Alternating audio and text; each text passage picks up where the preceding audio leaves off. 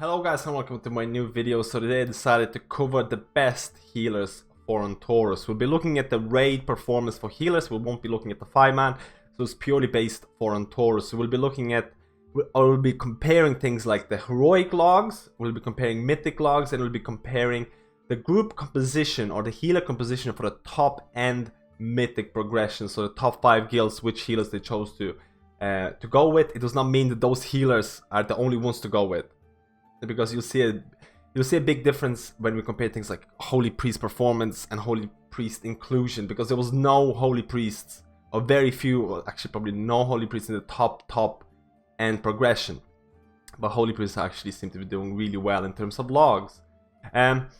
So this is going to be a video that's going to be comparing tier 21, comparing healer performance. Like I mentioned, we'll be using multiple different parameters to determine which healer is doing really well. Short version of this video: every healer is performing extremely well, and a class balance. This class balance in terms of healing has never been this close in World of Warcraft. Every healer is perfectly capable of healing any content. Every healer is doing extremely well.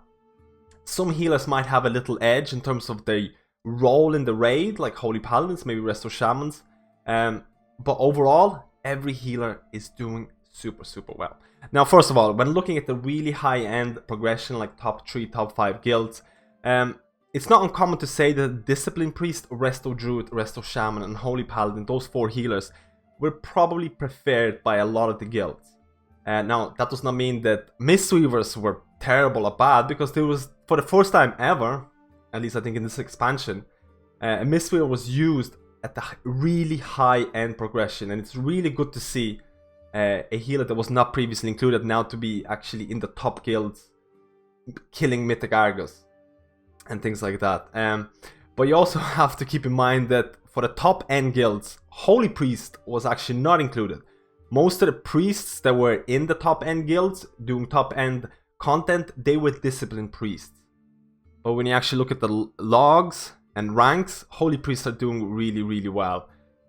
So, like I said, if you're not in the top end guild, it doesn't matter for you. Holy Priests are still doing extremely well. Now, also disclaimer, when I'm looking at these logs and things like that, keep in mind, healer logs are very different to DPS. You shouldn't be down if you're not top ranking healer, or if your healing is not the best, because it's not the same as DPS.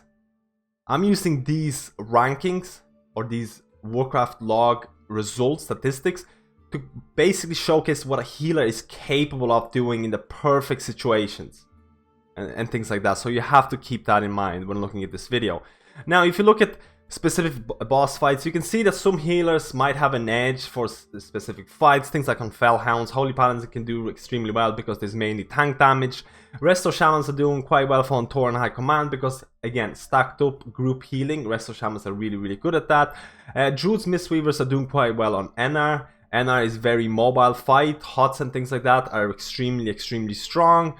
Very Matches is a good Resto Druid fight. But overall, there is this boss, or there's a lot of bosses that some healers are better at. But overall, the difference between the healers is really not that big. Is really not that big. If you look at the mythic logs, which are probably already on the video, you can see that the difference between the healers is not that massive. You see Resto Druids being second. If you look at the heroic logs, you can see the Resto Druids are a bit down. You can almost say that the reactive healers are doing a little bit better in heroic content, because the damage, there might not be as much damage. And then when you go to the mythic content, you can see the proactive healers might be getting a bit of an edge. As in proactive healers, as in healers that have to know when the damage comes in, and when there's more damage, things like Resto Druids can perform a bit better. But overall, you can see there's not a big difference between any of the healers. So first of all, let's look at the Restoration Druids. Resto Druids have become a bit better, purely for the fact because tier 21 is not situational. Tier 21 is an amazing tier set. From looking at all of the tier sets, looking at multiple top ranking Druids, Mistweavers, Resto Shamans, Discipline Priests, Holy Priests, whatever, looking at all of those tier sets, I have to say that the Resto Druid tier set is probably one of the tier sets that's probably the most consistent percentage gain. Now, it's really hard to determine things like Discipline Priest 2 set, because Discipline Priest tier 21 2 set is to do with cooldown reduction, and it's hard to determine the true potential, the true HPS value from that.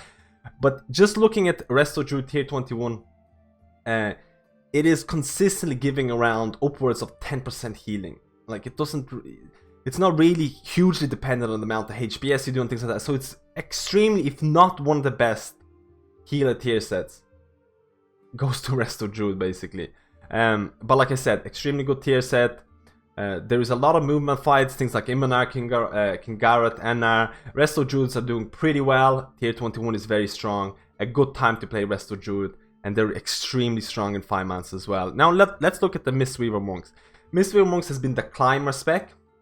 I predicted that Mistweaver Monks are going to be a lot better based on the tier 21 that they got. Tier 21 again is an extremely strong tier 21 for Mistweavers. A lot of people will say that tier 21 2 set will actually beat out tier 24 set. So this is how strong of a tier Mistweavers got. There is also like a specific playstyle that emerged. Now, I don't really maybe recommend this unless you have a lot of mana regen and you have ways of getting a lot your mana back. But based on the tier 21 2 set, you get to put out Hots on raid, and with tier 21 4 set, every time you use Renewing Mist, those Hots are going to heal up the target. So there is a playstyle that emerged, something similar of pre-hotting raid members with tier 21 2 set, and then when the damage comes in, using your Renewing Mist to actually snipe or heal us and things like that. Now, this is super mana intensive. It is hard to pull off. I just mentioned this video because there are quite a few Mistweavers who are still using, who are opting to use this kind of playstyle or opting to use it at certain points in a fight. So it is present, but it is very mana intensive. So keep in mind if you're actually going to try this out. But tier 21 4 set is very, very strong for Mistweavers. Mistweavers are doing extremely well. The misconceptions about Mistweavers are gone. Mistweavers are legitimately strong healer for heroic, mythic, and high-end mythic progression. Now let's look at Restoration Shamans. Restoration Shamans have always been looked at as a utility healer, just purely for the fact that they have 2 raid cooldowns. You have the Spirit Link, you have the Healing Tide Totem, which are really extremely strong. You can look at things like Mythic Immunar when you have to cross the bridge.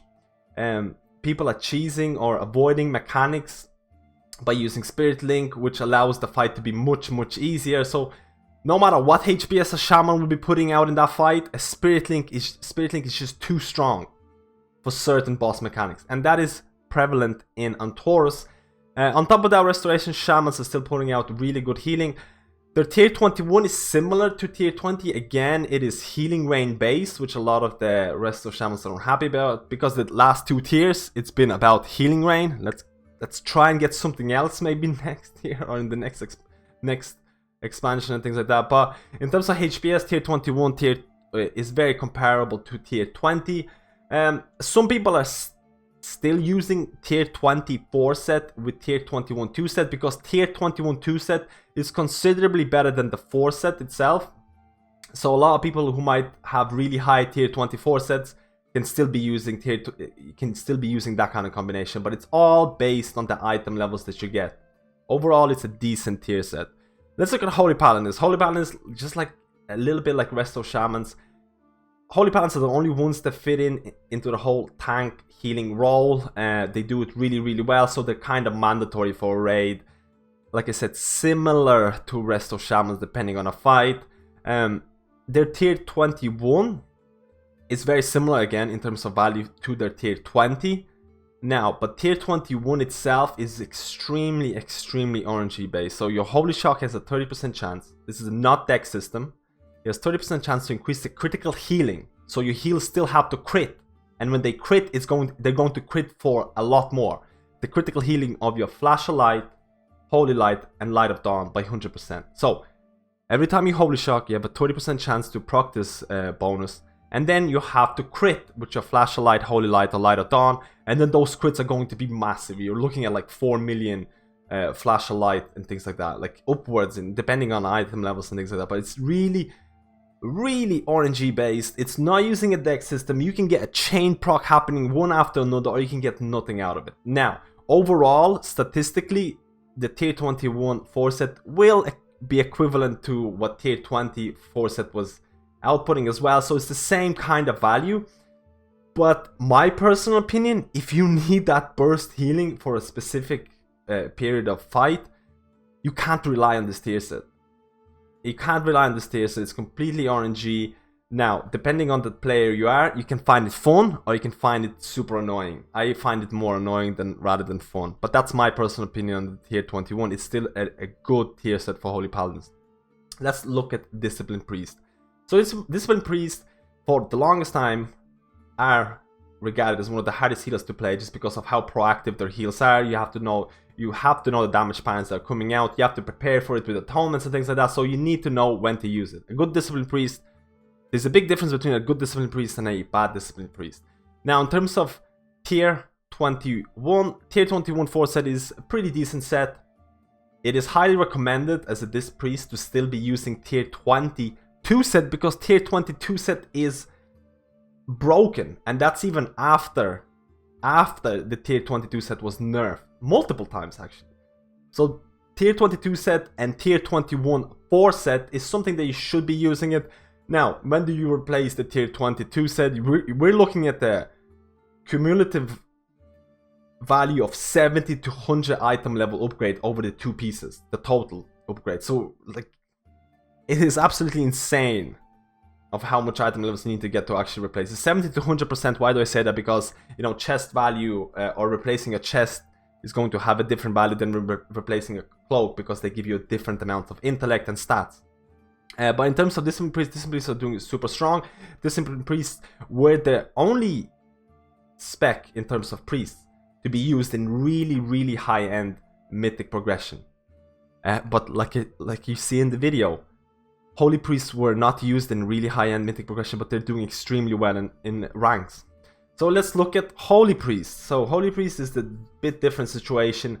I don't have the ranks for the first 2 weeks of Antorus release, or the first 3 weeks of Antorus release, because in the first 2 or 3 weeks of Antorus, Holy Priests were actually dominating the meters. They were dominating the heroic and mythic meters. And that is partly to do with how strong the tier 20 was for them. Most Holy Priests were still using tier 20 4 set or 2 set or whatever, and it was really, really strong. Now the meters have stabilized, and Holy Priests are still doing really, really well, but they have changed a little bit. They have gone down a bit more, and that's partly to do with how tier 21 has turned out. Arguably, Holy Priest got the worst tier 21 4 set. It is extremely weird to use. It is not the best. It doesn't incorporate the best playstyle. Some people hate it, some people are okay with it. But in terms of the HPS that it gives you, I've looked at a lot of the top ranking Holy Priests, and I've gotten some really weird results in terms of what gear they were using. Some of them were using tier 20. Some of them were not. Some of them were using tier 22 set and just using the highest item level gear after that. Some of them were using tier 21 4 set.